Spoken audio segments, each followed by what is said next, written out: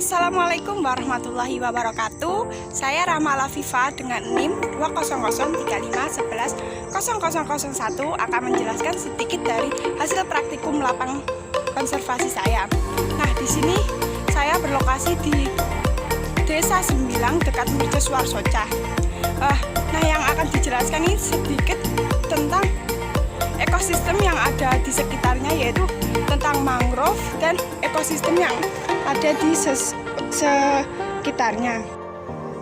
Sebelumnya, apa sih arti dari konservasi itu? Menurut Jambak et al. 2017, konservasi secara singkat diartikan sebagai pelestarian atau perlindungan. Konservasi diartikan sebagai upaya pengelolaan sumber daya alam secara bijaksana dengan berpedoman pada asas pelestarian.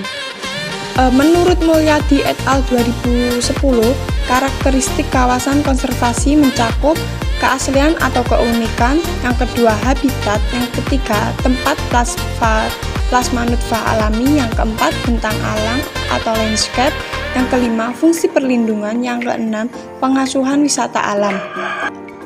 Pada kesempatan kali ini, saya bertempat pada daerah Mercusuar yang ada di Socah, di mana tempat ini bisa dikatakan sebagai kawasan konservasi yang masih kurang terjamah oleh khalayak umum.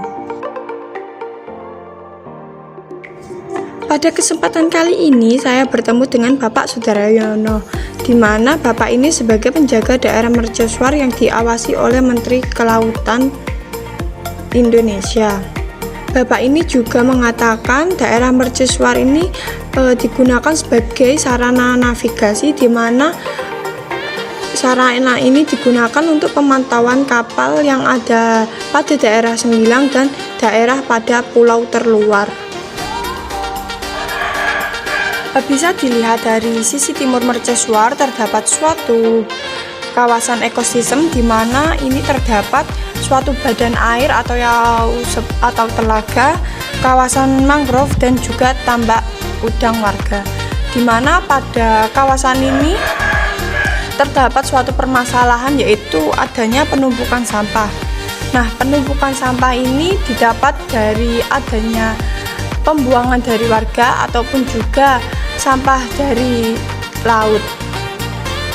Bisa dilihat dari video, kepadatan mangrove yang terdapat pada kawasan ini sangatlah padat dan beragam jenisnya.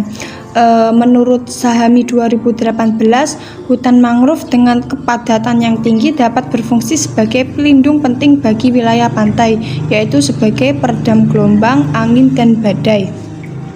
Bapak Sudaryono juga mengatakan mangrove yang ada di sini itu bisa kemungkinan tumbuh dengan sendirinya.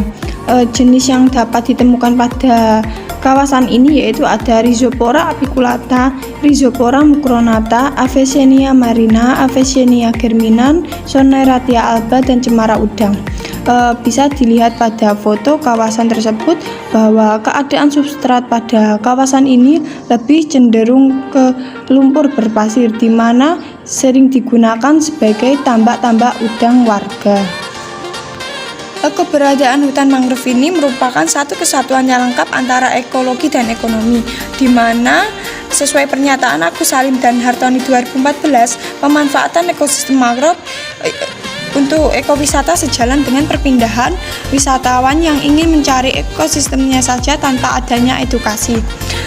Harapan saya pada kawasan mangrove di dekat Mercusuar ini dapat dikelola dengan baik antara pemerintah setempat dengan pihak pengelola Mercusuar, di mana kawasan ini dapat dijadikan sebagai wisata edukasi yang bermanfaat bagi warga sekitar dan pengunjung yang ingin belajar ekosistem mangrove, dan warga sekitar dapat memanfaatkannya dengan cara sebagai pengrajin dari adanya mangrove ini. Baik, itu yang dapat saya jelaskan. Kurang lebihnya saya mohon maaf yang sebesar-besarnya. Wassalamualaikum warahmatullahi wabarakatuh.